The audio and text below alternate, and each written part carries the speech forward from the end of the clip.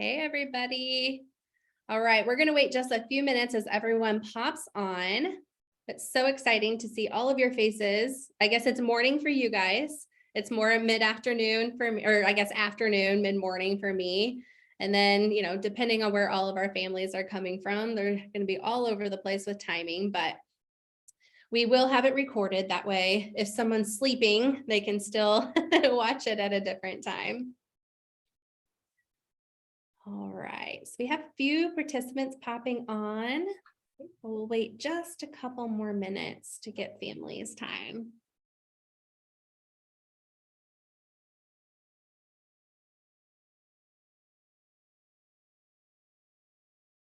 Yeah, this platform has been much easier for families to use than Hopin, so it's been exciting. I know I was pleased with the transition. I think last year we had one or two of us that was frantically trying to figure out how to get in the Hopin. Right.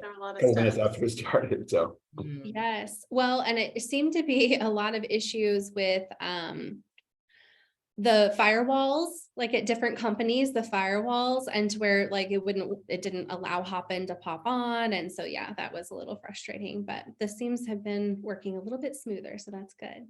Great. All right, well, looks like we have several families on, so I'm going to go ahead and get started. Hello and welcome back to the third annual TCSF CTR series. My name is Casey Craig. Many of you know me as Stella's mom, but for those of you that are new to our community, I am the executive director for the Acute Syndrome Foundation. Today, we will continue our clinical trial readiness series with our industry partners and friends from Neurocrine Biosciences. Now, before we get started on today's presentation, we do have a few housekeeping items. If you weren't available to join us last week, you will notice that this is a new platform. Hopin was great, but the feedback I've already received from last week is that the Zoom webinar feature seems to be much more user-friendly, easier for families to access, and less passwords to remember. So that's super exciting to hear.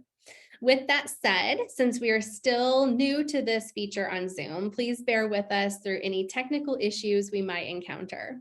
Families, if you're experiencing problems on your end, please try refreshing your browser first, but you may also reach out to Shelly Frappier on our CTR Facebook event page or in the family support group, and she will help you troubleshoot.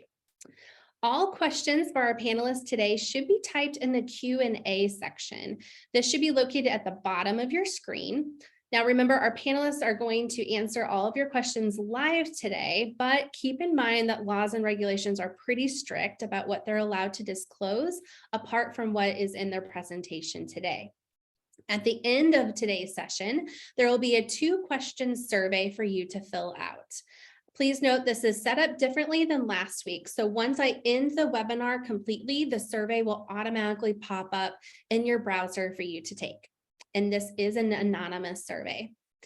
I'd also like to take this moment to thank our 2 platinum level sponsors, Praxis and Neurocrine Biosciences, for their continued support for our community and creating opportunities for educational webinars like this one to happen. Now let's focus on our phenomenal panelists from Neurocrine Biosciences that we have today. We have Carolyn McMicken. She is the Director of Clinical Development.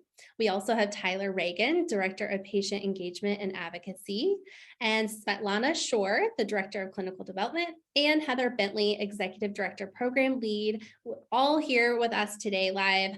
I had the pleasure of meeting Carolyn actually in the Santa Clara, California during our Epilepsy Pipeline Conference that we were both at.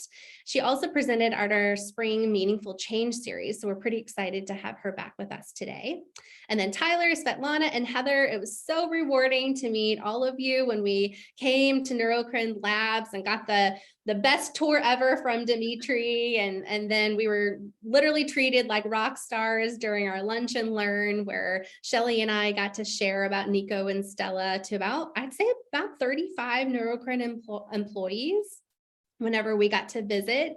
It truly was an absolute honor, and I could go on and on and on about how amazing all of you are, but it's probably good for us to go ahead and get started with our actual webinar today. So with that said, I'm actually going to hand it over to Heather. So Heather, the floor is all yours. Thank you. I was just going to say, no, you're amazing. Aw, It was a really wonderful experience to be able to host you and Shelley. And I know we got, you made us cry. You really, you did your jobs. Yes. It was really meaningful for our team members. And it was nice that some of our extended team members who maybe aren't involved in the day-to-day of this program got some exposure to, why we're working Yes, on it was this, wonderful. on this indication. So good morning, good afternoon, SCN8A community and families. It's our pleasure to be here again with you, and thank you for having us. What we're going to talk about today is we'll give you a quick update of where we are with the DEE 2012 study, the Kayak study, and talk about what's coming up in that study. And then in the spirit of clinical trial readiness and education, we'd like to share with you a little bit about the different roles and responsibilities for some of the key folks in clinical trials. And that includes you. I don't see the patient community here listed, but that also includes, the expectations we have for Neurocrine, for example, as a sponsor company, for what we expect of our study doctors, our principal investigators, all of our partners who help us operationalize the study, our scientific oversight from our data monitoring committee, and you as the participants in these studies. And then we thought we would tackle a question that often comes up about placebo and why the heck do we need a placebo arm in these studies? So we'll try and shed some light on that and really, again, welcome this opportunity to have a conversation with you about clinical trials, how they work, and whatever information we can help to shed light on what we're doing. So with that, I will pass it on to Carolyn, who will, I will pass it on to Svetlana, who will kick us off on the research updates on the study. Svetlana? Thank you, Heather. Hi, everyone. I'm Svetlana Shore. I'm the Director of Clinical Development for Neurocrine's epilepsy programs, which include our SCN8A program, of course. And I know our program is not new to some of you, but just to start off with a little bit of a background, SCN8A is the gene that codes for the voltage-gated sodium subtype isoform 1.6 is the number, and there are many different voltage-gated sodium channel subtypes in our bodies. There are some that are localized just to the brain and the spinal cord. There are some that are in the periphery. There are some that are specific to the heart or the skeletal muscle. So NAV 1.6 is the predominant voltage-gated sodium channel isoform in cells in our central nervous system that are on excitatory cells. So when you have a mutation that causes a gain of function, meaning overactivity than is compared to a normal SCN8A gene, you get more activity of this excitatory activity, more firing of the cells, seizures, and then the other phenotypes that we see across the SCN8A gain of function spectrum. And this is, we realize that this is a one-slide simplified view of what is actually a very complex neurophysiological mechanism, but that's essentially what happens. The channel is overactive. So if you go to the next slide, please, the compound that Neurocrine is developing, we call it NBI 921352 or 352 for short. I know that some of you know it as the Xenon 901, which it was Neurocrine in-licensed this compound from Xenon about 2.5 years ago. So 352 or 901, however you want to think about it, it's a potent and selective inhibitor, a blocker, if you will, of these channels, the voltage-gated sodium channel isoform 1.6. It's very specific just to that isoform. It binds to a very specific location and it inhibits only that isoform. And that's what us and Xenon have shown with the preclinical and animal studies on this compound. So we do we call this a precision medicine approach, which means, it's selective. It's selective to the mutation that people with SCN8A gain of function have. It targets that exact protein, that channel that is mutated from the SCN8A gene. So that's the rationale behind the mechanism and why we're doing this study. It is a phase 2 study. If you need more information about it, we're happy to answer questions. It's also on clinicaltrials.gov. But the goal is a phase 2 to look at efficacy, safety, tolerability, and PK, pharmacokinetics. That's also very important component to make sure that we're getting the dose right. One thing I was just going to mention and jump in here is that when we were chatting, Heather and Tyler, and I believe it was Eric, and when we were out in San Diego, and it just dawned on me, like I remember one of our first gatherings and how we talked about, possible clinical trial with this particular medicine. And my husband and I were like, wait a minute, there was only 150 of us at the time. How on earth are we going to have this come to fruition with only 150 of us? And now, I mean, I know we're closer to the 500 mark, but still that's a very small community. And how thankful I am that we have something so such precision medicine, and looking specifically at SCN8A is just, it blows my mind, and how excited and thankful I am. Yeah. And it's amazing, Casey, and especially when you consider that it was really identified in 2012, and that 10 years later, here we are in the clinic. Yeah. That is an advance, right? In Yes. science and we hope in human health. So yes, it is amazing.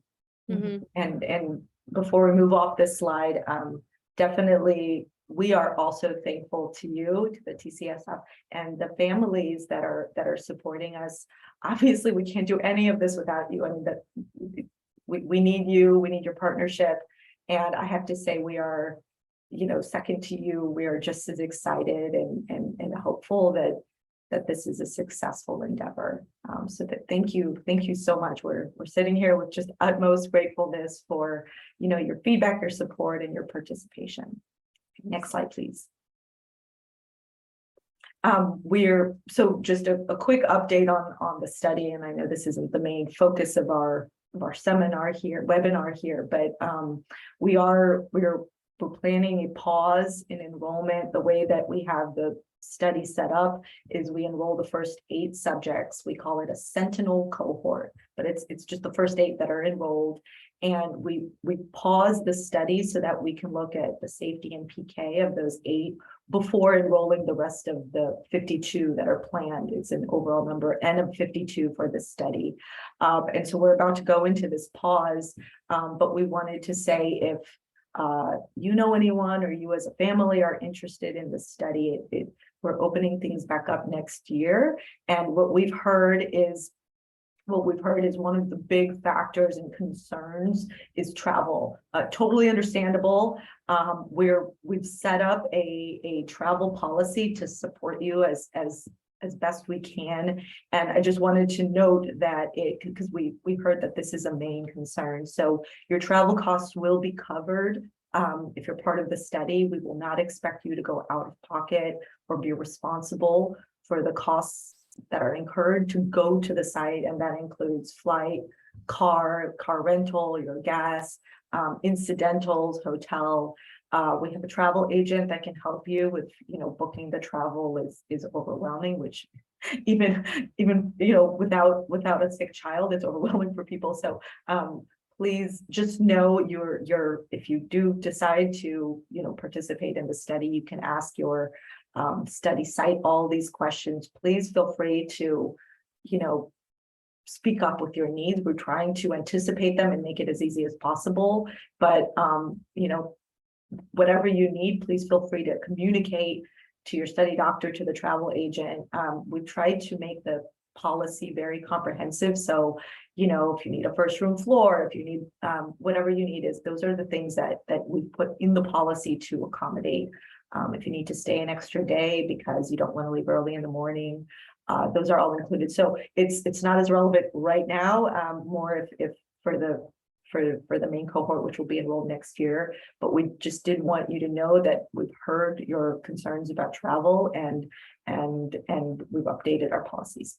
Okay, next slide, please. Can I just want to chime in a second on travel.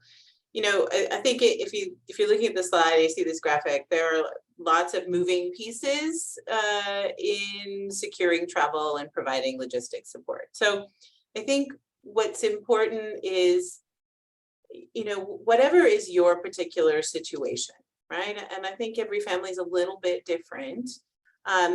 We would encourage you to ask for what you need if it's not immediately offered. Because we have tried to anticipate, but I'm going to say there's probably no way we can anticipate every single little thing. But it is our intention to cover and to make logistics as easy as possible for you so that that's not a barrier to participation. So, you know, please don't be shy or feel bad about talking to your study site about getting your tolls covered, whatever it is.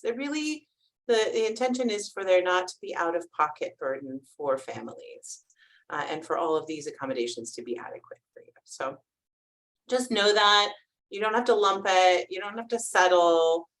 There should be coverage for the basics of travel that you need to get to and from study visits. Thank you so much for including that, Heather. I was just getting ready to jump in to say, don't be shy, families. Don't be shy. Yes, I feel like so many of the time, we just kind of go with the flow because we don't, it takes too much energy to ask for anything more and all of that. So yes, absolutely. Don't be shy, ask for it. And if it's going to make your life easier, that is enough for you to ask. So yeah, absolutely. Thanks. Next slide, please. And so some of this I've already noted, but just to say it in a more obvious way, we have the 8 patients that are being enrolled in the Sentinel cohort. We're expecting that to be done this year, and then there'll be a data review, safety, PK, tolerability, just before we open it up to everyone. And we're planning to enroll 52 total. That's going to we call that the main cohort because it's the larger one. It's the same study, by the way. There's no differences in this thus far. We'll have to see based on the results of the first one if we want to change anything. But thus far, it would be the same study, the same protocol, and so it'll be open up next year, and it's going to be open up globally. Right now, we're in the U.S. only, as you can see in this trial, but as soon as we get the independent data review, it's not reviewed by our company, it's reviewed by an independent group of physicians that understand this population and this disorder. And as soon as they say we're happy with this data, we will open it up and do all the regulatory submissions, get everything out there, and hopefully enroll the trial. Hey, Svetlana, quickly, since this is the clinical trial readiness series, you used a word that folks may not be familiar with. You used the word protocol. Could you define? Thank you. Protocol? Yeah. So in clinical trials, it is required that you in advance define exactly what will happen as part of the study, including every assessment and the patients that you will enroll, and you define the criteria that they need to meet to come into the trial, but you also define the criteria that could disqualify someone, and we call that inclusion and exclusion criteria. And so you define the people that will come into the trial, you define exactly how long they'll be in the trial, exactly what will happen to them, and what data is collected. And that protocol, you don't just get to write whatever you want and then start the trial. It's reviewed by regulatory agencies and these institutional review boards, as they're called in the US, or ethics committees, as they're called in other parts of the world, and they review for different things: scientific, accuracy, validity, reliability. They also, in the ethics committees and the institutional review boards, review the protocols for to make sure that the patients that are being enrolled are kept safe, their rights are kept in mind in the protocol. And so multiple groups of people will review the protocol, which is again, essentially the document that defines everything in the study, and it has to be approved. You cannot enroll people into your trial until it's approved in the region, and it's regional. It's we have to submit to the US, and then even in the US, like for every site has to do submissions, and then we also have to submit it in every country. Every country has different regulations. So it is actually it's a very long process, and they always ask questions, and then we have to respond to the questions. And it's all for, protecting the patients that are spending their time and, giving up samples. You're going to be giving blood samples, urine samples, your time, and be answering questions. It's all to protect that and make sure that it's being done in the right way for the right reasons. And it was very nice. Hillary and I got to kind of weigh in on that protocol as well, on like, hey, here's a potential maybe thing that you guys need to think about for our particular set of kiddos. Are you guys able to share how many are currently in part of that cohort? If you've reached the 8 or if you are only at 6? I don't know if you can share that or not at this time. Yeah, I think it's fine. We are screening for the last patient in the Sentinel cohort. Okay. We are by this protocol bound to enroll exactly 8, no more, no less. For the Sentinel cohort. For the Sentinel cohort before, and that's to give us enough data to review the safety. Absolutely. So we expect to complete enrollment here in the short term. Okay, super exciting. Yeah, it's still open for the time being in the US, but it's closing very, very quickly. So we do anticipate that to happen in the next month or so. But for the time being, it technically is still open. Yeah. And families don't see that as like, oh, I missed my chance. Like this is not that at all. It's just a pause in the moment and time to kind of collect data, and then you will have your chance in a bit. That's right. And remember, this is, having a Sentinel cohort is not anything particularly unusual. It's, this is our first foray in patients, and it's really just a matter of cautiousness to make sure that the predictions that we made about the doses and the exposures are in the right range. So. Yeah. Good. Yes, so thanks though for echoing that, Casey. The main study, when we open back up again, there should be room for just about everybody, I would imagine. Good. All right, so I think I'm going to take over now and get into more of our, I think, educational piece that can be generally applied, but of course we at Neurocrine keep in mind our clinical trial whenever we are providing some of this general information. So we're going to start with selected clinical trial roles and responsibilities, and the reason that we talked to Casey prior to setting this up and what content might be helpful, but I've been involved in this program I think for 2 years now. And we get lots of questions like, who do I go to find out this information? Or, why can't this be allowed in a trial? Or what are the inclusion exclusion criteria? So we thought it would be helpful to kind of put a frame around why we do the things we do, and who really are the maybe appropriate individuals to answer some of these questions.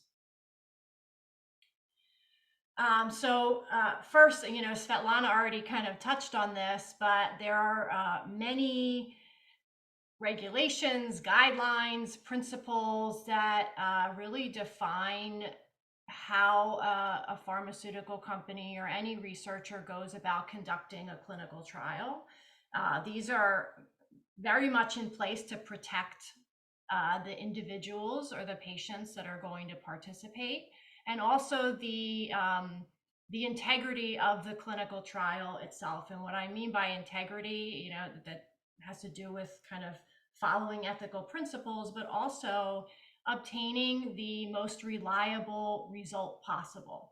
So our main goal in a clinical trial is to get a clear answer, whether it's positive or negative. We want to get an unbiased, clear answer so that we can all, move forward. And we hope that it's going to be the positive outcome, but we don't know.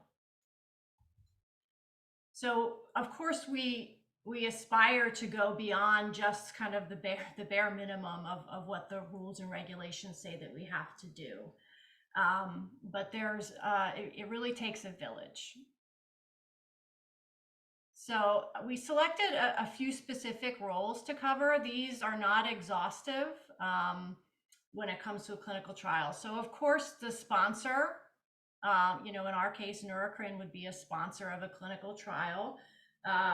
When we set out to do research, we select qualified investigators. So we have to say, all right, what are the specific characteristics of a researcher that we're looking for to feel confident that they're going to be able to help us conduct this clinical trial and obtain the best result possible. We're also responsible for following all the rules and regulations and ensuring that the study is properly monitored and that we are adhering to all of the FDA requirements, and we're going to bring this trial through. What about the principal investigator? So we call them PIs.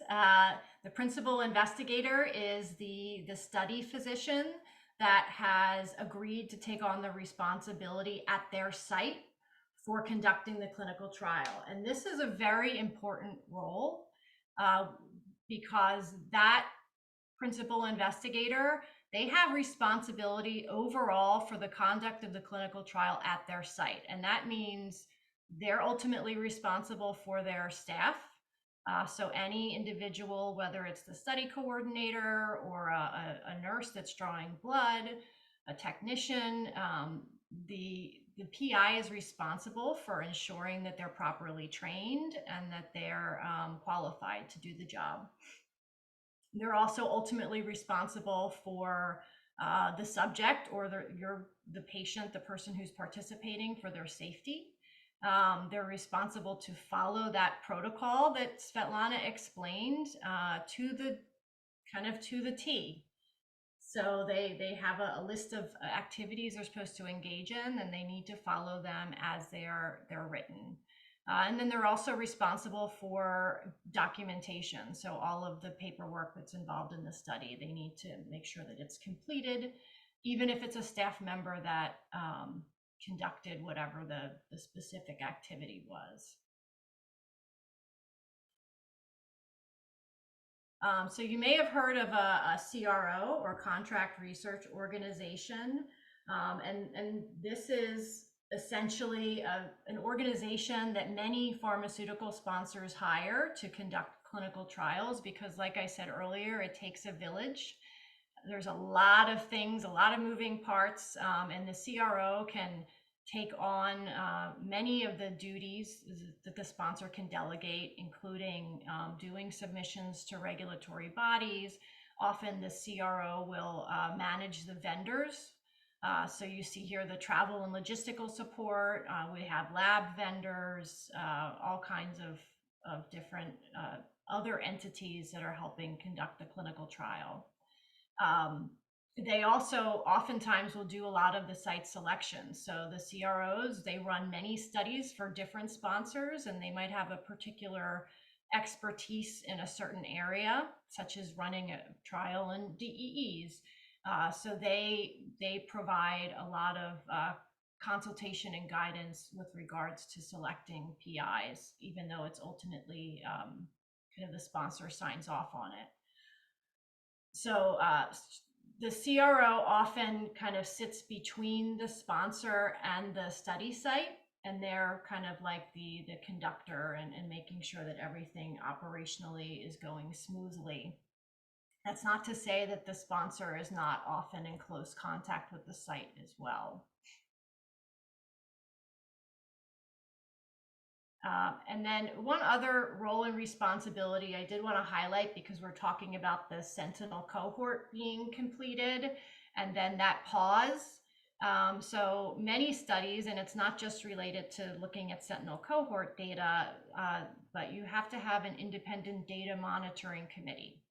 And it's like it sounds, they're independent, meaning that they don't have as, maybe as much skin in the game as a doctor or even the sponsor who is, we just really want this study to go well, and we want to help people and want it to be positive.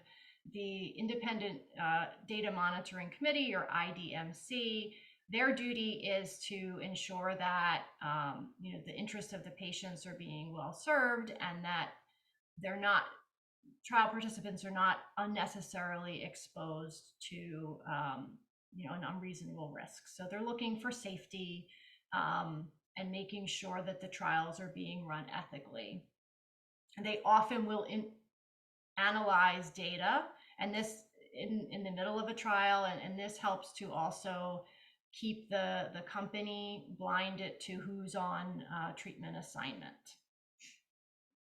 So before I go into the next section, I kind of want to take a step back and just put a little bit of perspective around these different roles and responsibilities, and some of the questions that we've gotten. So I think you might often hear, Casey, and I think you put a lot of questions to us from the group about, does my child qualify, or what if they're taking this medication? And oftentimes, I know it might be frustrating, you'll hear us say, well, that's really something they should discuss with the study physician. And this is by design. So this is because it is the PI's responsibility, and that's their role, is to maintain that doctor-patient relationship. And it's not the judgment of the sponsor as to whether the child's going to qualify. It really is the study physician.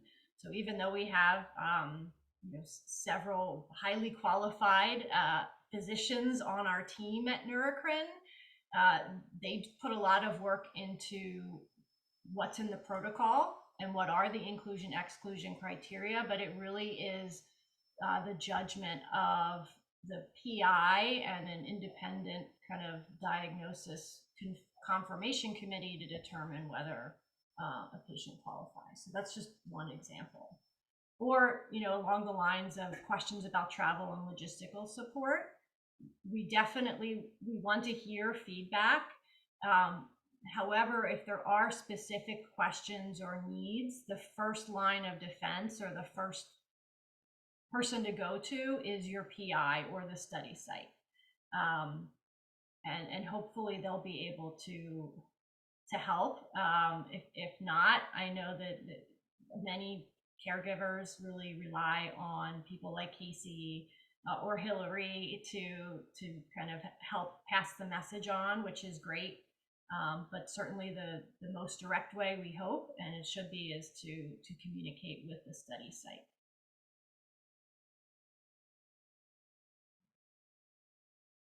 So do we want to take questions about this topic now, Casey, or kind of go talk a little bit about placebo and then? We have kind of a quiet crowd today. I keep checking the Q&A, and so far we don't have any pop up.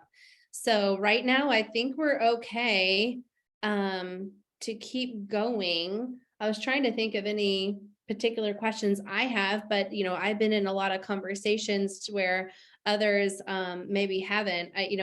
I'm glad that you went through this, because even in the first couple of sessions that I had, later I'm like, what's a PI, to Hillary?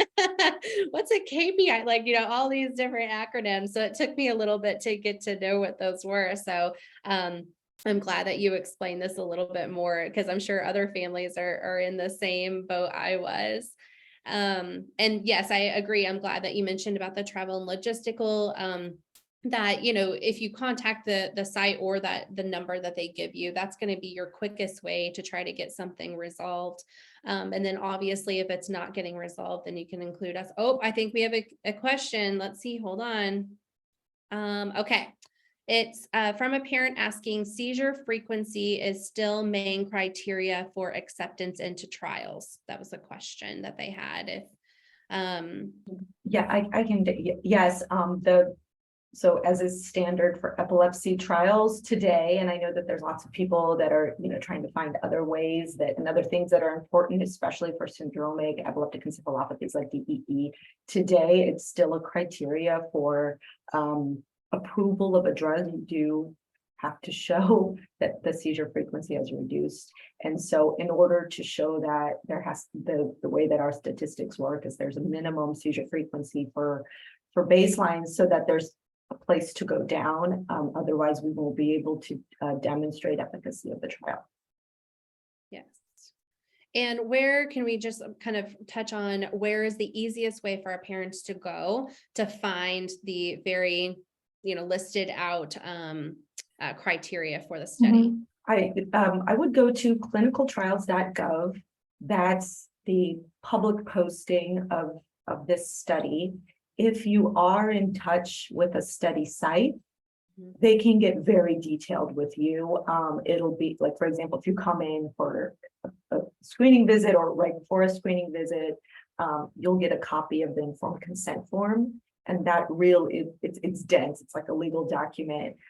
So that's where you'll get really in the weeds.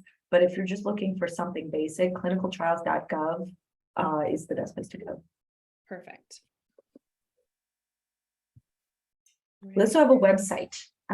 Should we put that up in the chat? I can give you guys our website. There's a place that'd be there great. to. Yeah, let me put that in the chat for everyone. If I type, everyone will see it. I think so. There's a little section on there that says everyone or just panelists. And so if you click on everyone, it should be on there, or I can type it in there too, whichever. Yep, thank you. Yeah, and I know clinicaltrials.gov is not always the easiest to navigate. So that website, kayakstudy.com, is maybe hopefully a little bit more user-friendly. And I just want to make one point, Carolyn, if you go back to the previous slide, just to maybe underline a point here. As you look at all these different trial roles and responsibilities, it is by design. We have very clear divisions of responsibilities and certain firewalls, so that the PI is only making independent judgments about the patient and so on, as Carolyn mentioned. But there's also a team at Neurocrine that's working behind the scenes, coordinating with all of these groups on a constant basis. And I know even in the next month, there's a team at Neurocrine that's coordinating a call with all of the study coordinators from all of the sites that work with the PIs, and that basically help to administer these trials at all of our different trial sites. So we have a call with them to do training and share best practices, hear their pain points, hear how we can better support them and give them the resources that they need to administer the trial. So all along the way, we're certainly, it may not be obvious to you, certainly from your vantage point, but we certainly are constantly in contact with the different groups that we work with to successfully run a trial, and are constantly sort of trying to understand, the needs and make improvements along the way, and just make sure that we're well coordinated. Yeah, thanks, Tyler, because between these groups that I presented, the sponsor also I personally love engaging with your group and with families. We also, as a sponsor, we want to make sure we're very good partners with our PIs, with our clinical sites, and with our CRO. So part of that is making sure that they have all the tools they need to conduct the trial and to follow the protocol. And the sites can't support families if we're not providing the sites the support they need as well. So it really is a group effort, and there are lots of kind of circular inputs into making sure and making little fine-tune refinements in the trial as we go. And I think, this is, Heather mentioned at the outset of our discussion that, she didn't notice the role and responsibility of the families or the patients and caregivers. And, certainly we are very, very appreciative of those families who have come forward and, participated, or those who are thinking about it. And there's, even beyond this clinical trial, there's lots of ways that families and caregivers can support research in SCN8A. I think one of the roles or responsibilities that we do want to highlight is the partnership in ensuring that we get the clearest result possible of the trial. And placebo effect and treatment blinding are kind of two aspects of that we wanted to highlight today. So, we do get a lot of questions of, why are there placebos in these trials? Understanding blinding. And first, I want to just reinforce that for many conditions, and especially for SCN8A DEE, it would be considered unethical and unsafe to require that an individual has absolutely no medication treatment for any period of time. So in this, and in pretty much all other clinical trials like this, we're not asking anybody to stop all of their current medications. So what we're looking at is this investigational medication added on to whatever the stable treatment regimen is. So you're not really comparing no treatment to this investigational treatment. We're comparing whatever you're currently taking with some restrictions that I won't get into, plus the investigational medication, or plus a placebo. So I just wanted to get that out of the way. But regardless, placebo effect is a real consideration and can really interfere with the ability to get a clear result from a clinical trial.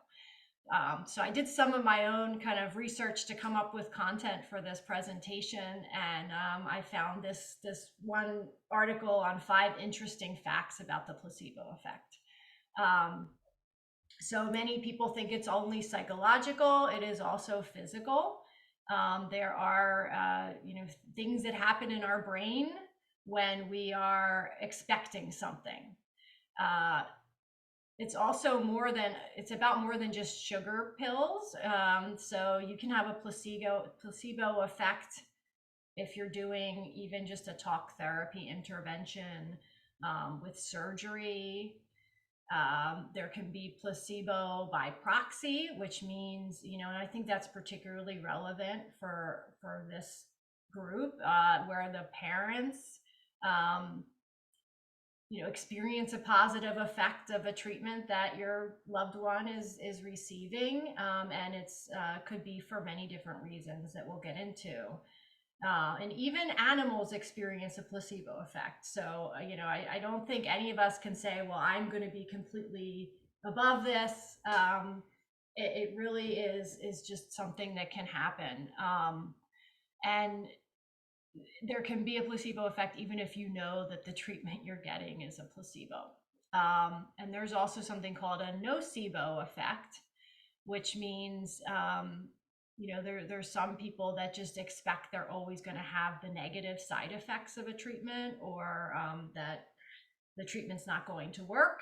And that expectation can also bias your experience and the result in something like a clinical trial. So in order to minimize the potential of a placebo effect, we do what we call treatment blinding. And this is where you hear about a double-blind, placebo-controlled randomized trial. So when something is double-blind, it means the sponsor, investigator, and the patient don't know whether you're assigned to the real treatment or the real investigational treatment versus that placebo or sugar pill. And treatment blinding is important, but it's not everything, because in a trial, even if there's just one site that's enrolling in that trial that has a high placebo response rate, it can affect all of the results. So it's really something that we think about a lot as a sponsor of a clinical trial. And we try to control it with design of the trial. We do trainings for the sites and the investigators on how to minimize it, because there are factors. So, I think you might have a different experience if you participate in a clinical trial with the study physician, where they do their best to maintain some kind of neutral outlook. That they want to be hopeful that this treatment is going to help, but they have to come at it not expecting it to go one way or another, and to really just be curious about what's going to happen. And we do ask that the investigators follow that treatment protocol in a neutral way consistently across patients, which can be difficult, we know, especially if you happen to enroll in a trial that's being conducted with the doctor that you've been seeing now for a long time and have an established relationship with. So I said a little bit about, it's not just about the medicine. There's different contexts. So, what your provider, your PI says, what you as a caregiver or parent expect to happen. And I'll even throw in something that's not in there that I think in recent years has taken on a life of its own, and that's the social media environment. So social media is wonderful for spreading the word and raising awareness. There are also, I think people may, in sharing their experiences, kind of unknowingly be biasing a trial or breaking the blind. So sometimes we make assumptions. I know I've worked at a trial site many moons ago, and if somebody comes in and they think they're feeling better, or if they have a certain side effect, you think, oh, I think they're like assigned to the study drug. So you have to kind of try and not do that. And social media, if somebody, gets on and says, my child's enrolled in this study and they're doing great, oh my goodness, that can have an effect. And I know it's tempting, we're humans, and we want to celebrate when we think things are going well. But I would caution that if you kind of be hopeful internally and try to minimize celebrating too much and making assumptions of what treatment your child is on if you are enrolled in any clinical trial, because we can be wrong. I know as investigators, I've worked on studies where I thought I clearly saw a difference between how patients were doing in the study, and then it turned out that the trial didn't separate.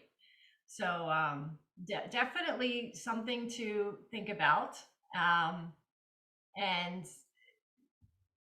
just be aware of if you are participating in a trial. Yeah, this is so interesting. And I can see myself having a really hard time with this because we're so much in like detective mode all the time with our kids that this would be so hard to just be like, okay, I'm just gonna kind of keep an open mind and not try to distinguish between what I think is this and that. So yes, I'm glad that you mentioned this, but oh gosh, this would be hard. Yeah.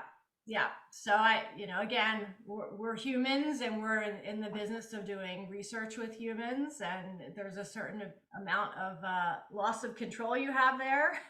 But we do want to partner and just make people aware that this is definitely an important aspect of participating in a clinical trial. Yeah.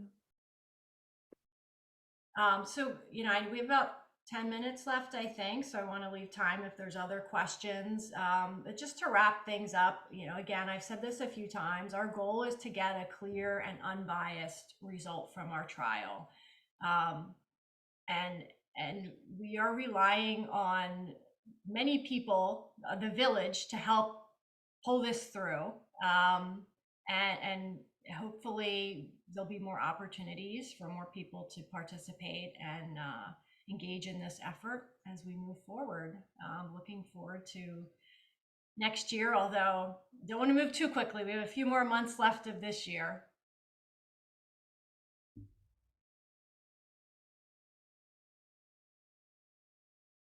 So Carolyn, I'd love to jump in with a question that, as you know, we're talking a lot about placebo. I think we've discussed in the past, and I was even looking back at last year's deck, this sort of trial design. But for those families that are on placebo, they may be thinking, well, shoot, if my child is on placebo, they won't have the chance to get this investigational study drug, which is not the case. So Lana or Caroline, can you talk a little bit about the open label extension part of the trial and what that would mean for folks that are initially on placebo? We do have an open label extension available, and it is open now, or being open at all the relevant sites.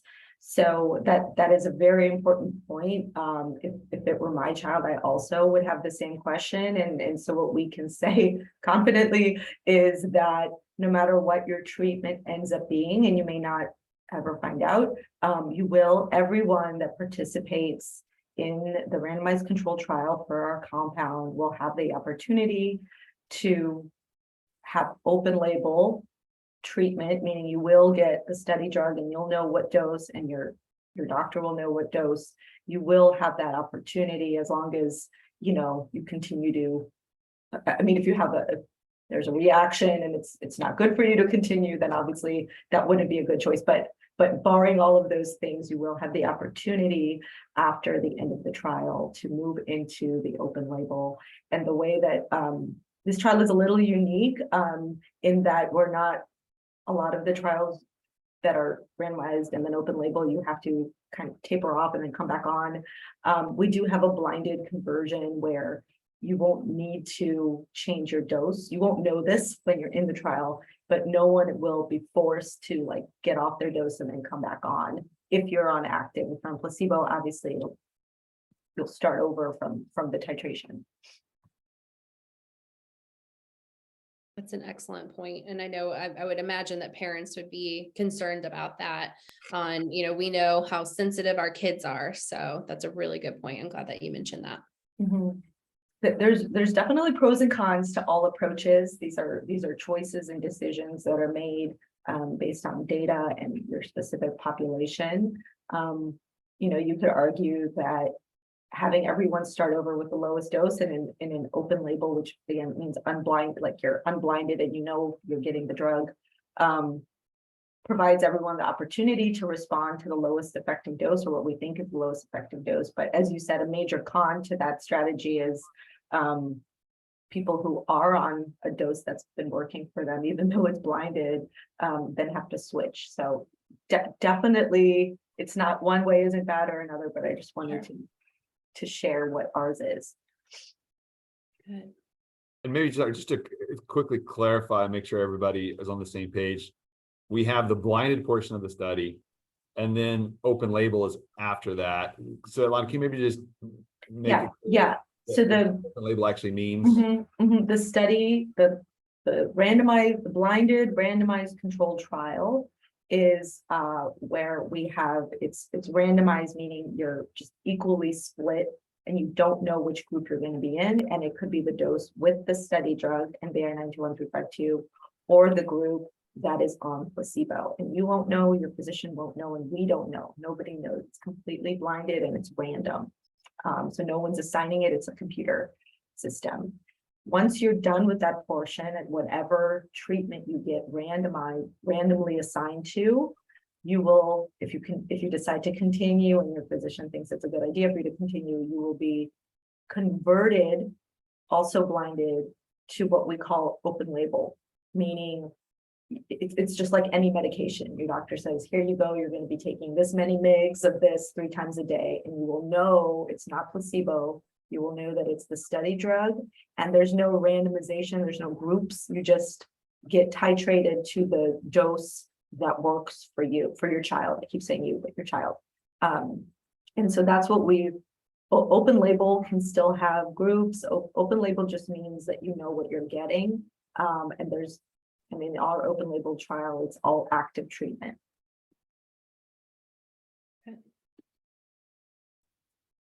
And generally speaking, open label is longer because the goal of those trials are to collect safety data in an extended fashion. So it'll be like up to 2 years, and there's always an option to extend if the marketing application hasn't been submitted yet. But it's long-term safety versus randomized control trials tend to be shorter because no one's going to enroll in a trial with year-long placebo option. That's just not something that humans do. Yeah. Good. All right. So questions. Who has questions right now? Again, this is a quiet group this morning. We all must need our coffee. Leave it open here. Well, as we're kind of waiting, let's see here. Will my child have open label access forever? So we, at this point in our study, right, those decisions, how long the open label study will be open, we're way before that. But I'll just speak in general at pharmaceutical companies, what typically happens. The open label is generally open and continues, like it'll say up to 2 years. And then if the drug hasn't been approved yet to be on the market and available to you, they'll just keep extending it year by year. Because there is an expectation that companies do continue to provide access for a drug that appears to be efficacious, the safety is appropriate and it appears to be efficacious. So that expectation is out there, and I'll tell you, we get asked that question by every regulatory agency. But what typically happens is once you do get approval for your drug and it's available commercially, those studies are closed down. So you will be transitioned in a typical scenario. And again, we're too early to tell you what's exactly going to happen, but in a typical scenario, you're just on open label, you're in the study, and then there's a plan that you are notified of well in advance. And, it's not like, oh, tomorrow you have to switch off, but at some point you're just put on commercial drug and taken out of the open label study. And then it's just like any other anti-seizure medication that is available to you on the market. Thank you. Let's see, anybody else? We've got about 2 minutes here. If we have any other questions, pop up. While we're waiting for more questions, I was just writing a few notes down as everyone was chatting, and I think some common themes that I kept noticing is obviously this commitment of this partnership and how, as much as we want this to be successful, you guys do as well. And, I can wholeheartedly say that you guys have been so good to include us in the things that you can include us in and ask opinions and, what are your take on this? So we greatly, greatly appreciate that. And then the other big common thing that I keep hearing over and over is safety, right? So safety, and that I think it's so important. I mean, for obviously any group of people, but when you have our kids and our very special kiddos, I think that's so important that again, you guys are making all the safety measures or taking all the safety measures to ensure that. So how appreciative we are for that, for sure. Yeah, thank you, Casey. I think safety, it's always about the safety, right? We first do no harm, but we are also aware that your kids aren't safe now, That's right? true. And so there is some urgency to complete the studies and to arrive at the answer. So I know that as we come up on this pause in enrollment, that may not feel like we're going fast enough. It's never fast enough. And I certainly feel that way as well. But it is, most importantly, we need to conduct the study in a way that stands up to regulatory scrutiny for regulatory decision-making, because in the end, and that's what's so different about clinical trials from clinical practice, right, is at the end, we need to put everything we've done, every decision we've made, all of the patient data in front of various regulatory agencies in order to make the treatment more widely available. And so all of these steps are ultimately with that in mind. How do we conduct these investigations in a way that stand up to regulatory scrutiny? So that's what it's really about. And as we move into the enrollment pause, the other thing is, the website will continue, the kayakstudy.com website will continue to be active. Patients and families who want to register interest there, we will come back to you when the study is open again, so you'll be in queue. That's your choice, whether you want to do that now or do that later, but it is open. And just know that we're working as quickly as we can to clear each of the gates to moving forward.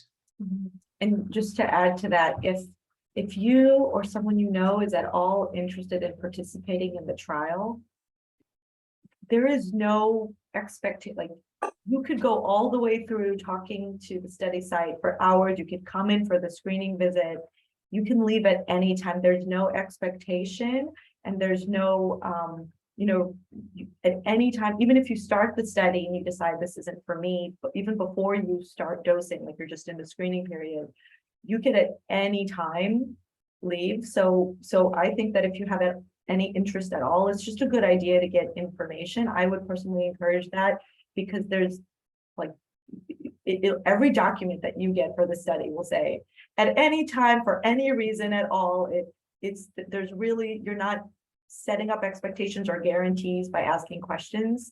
So if you want to sign up on our website to get more information, if you want to reach out to your site, it's just a good idea to get linked in if there's any interest there at all, and just know it really is zero pressure. And you should know that, and you should feel that. And every agency that reviews our study makes sure that our systems are with that in mind. There is zero pressure for you to continue or enter the trial, even if you ask a whole bunch of questions and visit the site.